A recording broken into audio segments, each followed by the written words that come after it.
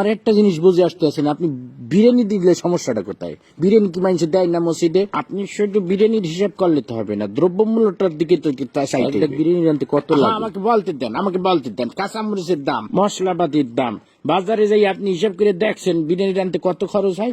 আপনি খালি বিরিয়ানি হাঁটতে আসে বিরিয়ানি রানতে বর্তমানে যে খরচ হবে ওইটা দিয়ে ঢলঢলা খিচুড়ি আপনি 50 জন মানুষ এক পুরো গ্রাম ধরে আপনি খাওয়াই দিতে পারেন। বুঝলাম না, প্রতি বছর ইফতারির সময় আপনার এত হিসাব করবোই তো, সমস্যাটা কি আপনার? আপনি খালি খাওয়ার হিসাবটাই বুঝলেন, আপনি দ্রব্যমূল্যের হিসাবটা বুঝবেন না। আপনি কি মনে হচ্ছেন আমি কি বহুত টাকার মালিক হয়ে গেছি? হ্যাঁ, এখন যত কামাই তত খরচ। এই যে আপনার মসজিদে প্রতি মাসে ইমাম সাহেবের বেতন না দিলে ইমাম সাহেব চলবে কেন? আমার কথা বলতে দেন। আবার এই যে রমজান মাস আইছে, তারাবি পড়াবে, হাদিয়া দিতে হইবে না? আমার খরচ কি কম? ফেতরা দিতে হইবে, জাকাত দিতে হইবে। শোনেন একটা কথা, রিজিকের মালিক আল্লাহ। আল্লাহ আপনার ধন সম্পত্তি দিছে, ধন সম্পত্তি দিয়ে আপনার পরীক্ষা লেতে আছে।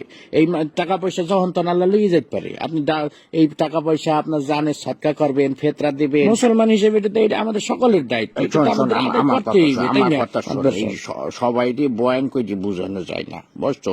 যে গেটি বেহার তুই কোরআন বুঝাইতে চাইলেও বুঝবে না। একটা কথা সবসময় মনে রাখবি, যে মানুষটা জায়গা রয়েছে তাকে কিন্তু ঘুমেতে উঠানো যায় না। এই যে আমি বিরিয়ানি দিতে পারবো না, আমি ডলডলা ছেটি দেবো, বিরিয়ানি দিলে আমার সমস্যা, এই যে এত সময় ধরে বুঝাইতে আসো, একটা কথা কি ওর কানে গেছে? ও শুরুতেই বসতে আছে যে আমি ডলডলা খেয়েছি, আমি বিরিয়ানি। আপনি কতক্ষণ ধরে বুঝাবো আমি? এই টাকা শোন, আমি গত বছর আমি পুরা গ্রাম বইটা আমি বিরিয়ানি খাওয়াইছি না, পুরা গ্রাম কোনো ঝামেলা হয়েছে। আমি শুধু আমাদের মসজিদ না, আমি ভাগ করে দিছি। আমি পশ্চিম পাড়া মসজিদে দিছি, উত্তর পাড়া, দক্ষিণ পাড়া সব মসজিদে আমি ডেক করে বিরিয়ানি পাঠাই দিছি। কোনো সমস্যা হয় নাই, শর্টও পরে নাই, সবাই তৃপ্তি সহকারে খাইছে। আমার মনে হয় আমার মতো সভাপতি এই মসজিদে ইতিপূর্বে আর আইসি কিনা আমার জানা নাই।